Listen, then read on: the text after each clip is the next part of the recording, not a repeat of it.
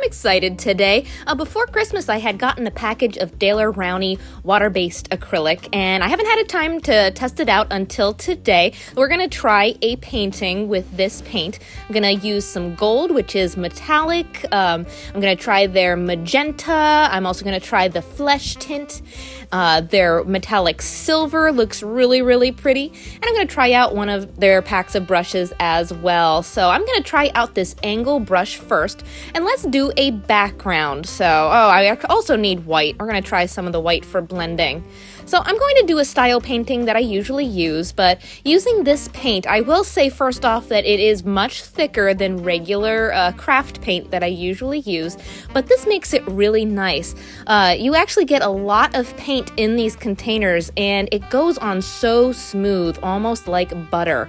It also doesn't dry anywhere near as fast as the craft paint, so you can take your time with blending and just kind of molding it to what you want it to be. I almost feel like it's like using clay to form a sculpture, but instead you're painting with it, which is really, really nice. So you can take your time with blending. See how detailed I'm getting? I'm not washing the brush. I just keep dipping into the different colors. And now you can't see it, but that bright yellow is actually metallic, so it's really shiny as I do this, mixed in with some of the matte color. Or actually, I can't really say it's matte. It looks like it dries like a gloss. So that's another difference from the regular craft paint I usually use. I'm excited to see how it dries in the end. So I'm going to keep going up the canvas, and I'm just, again, alternating. I think we're going to do a sunset silhouette painting with mountains today because this angled brush is one of the larger brushes that came in the pack, and I want to stick to using just their brushes for today to try it out. So I'm moving all the way up the canvas. Even going to start adding some silver there. And there we go, that's blending. I'm gonna go all the way up to the top doing this. I haven't washed my brush once, so you can alternate colors like I usually do. And I just keep going over it. Now, on that note, there is a such thing as too much blending, so if your colors all start to turn into one, that means you've blended too much. So don't do that, but let the colors play into each other. Especially because this paint doesn't dry anywhere near as fast. See, the whole painting is still wet enough that I could keep blending it if I want, which doesn't usually happen with craft acrylic. So, okay, now I washed my brush, I'm going to go back in with some black. And because the paint is still wet in the background, it's going to blend a little bit, but I kind of like that. And I'm just doing some angled lines from the right-hand side, and then I'm going to start doing some points. You can make your mountain peaks be different heights. I would make them different heights, make sure some are going in front of each other, and just keep playing around with the perspective. So see, I'm going to have some going in front of the others, some taller than the others, bringing down the front by swooping it down to the left-hand side. I'm just going to keep working my way over to the left side of my canvas. There's a shorter mountain. There we go. That one's swooping down in front of the two on the right-hand side. There we go. And again, like I said, the paint doesn't dry, so take your time and just kind of mold it to the shape you want. You can keep playing around with the perspective until you get it exactly the way you like. I really like these angled brushes because you have a little bit more control over the shape. You can get some crisp edges, but you have a nice flat edge to fill in a lot all at once. So you get to smooth out the paint. There we go. Okay. Now, I do want to add some snow, so I'm going to take some white paint then, and just very, very lightly, brush it onto the side. Very, very lightly, just barely touching the canvas, almost like icing a cake. That's actually what this feels like, icing a cake. Very, very smooth texture. I'm going to do that to one side of my mountains, and let's see. Now, my black paint still isn't dry, so it's blending a little bit. I may dry it then to get the white brighter, but this is actually working really well.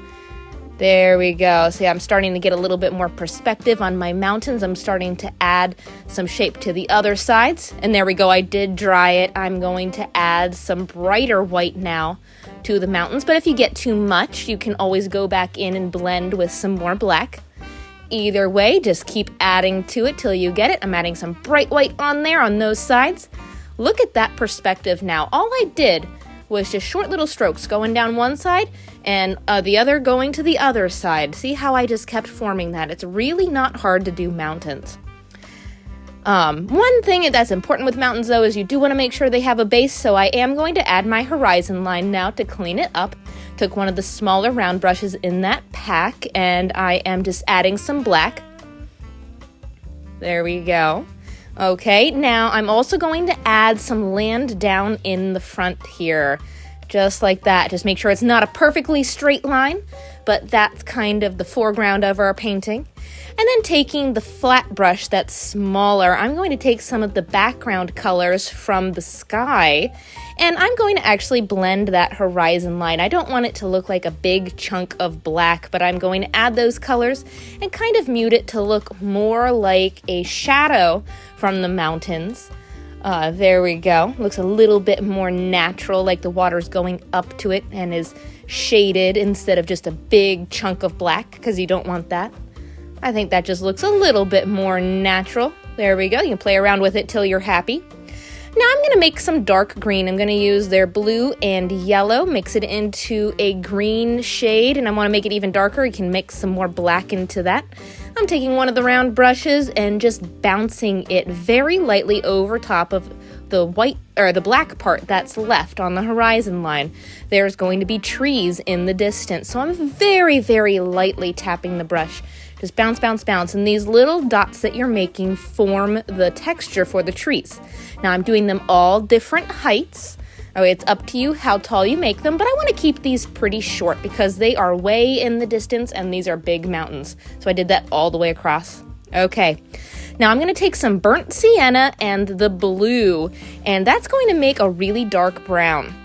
There we go. You can even add black to it to make it darker if you want. I didn't want it to be pure black, but I did want a hint of brown. So burnt sienna and some dark blue, that is how you make dark brown.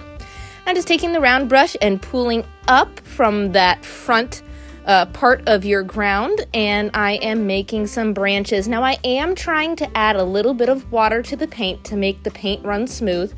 And I'm noticing that as I do that the paint becomes a little bit more transparent. So adding water isn't ideal. I wouldn't do it unless you absolutely have to. I'm used to being able to do really thin lines pretty quickly, but you're having to take your time with this paint because it is thicker, but you are getting more pigment and a little bit more control as you go. So take your time with it. I'm making V's. It's up to you how detailed you make the trees. And once I get the trees in there, I'm going to take some tan, that flesh color from the beginning, and I'm adding some highlights. I'm just adding that in there, and you can blend it back in with more brown if you get too much. It's up to you how bright you want them, but that highlight always makes your tree look more three-dimensional, so I always suggest doing that so your tree doesn't look flat. There we go. All right. I'm liking it so far. Now maybe something in the sky. Let's see. Oh, let's do some grass first. I'm going to take a detail brush with some black paint and just a little bit. I'm adding a little bit of water here too to help. It is getting more transparent when you do that, but I kind of like how that turns out. And I'm also doing some silver on the white. You can't really see it there, but I'll show you in a minute. I'm going to add a moon, use my sponge to give it a little bit of texture. And I'm taking a pin with some white paint for stars. There we go. Ooh, see, now you can see the metallic paint. It did actually dry more of a matte, except for the metallic, which turned out a little bit more glossy. Well, this was a fun experiment. Thank you for coming along for the ride. Feel free to try to do this painting. I can do a simplified tutorial of it as well, but I like this kind of paint. I might do more paintings like it.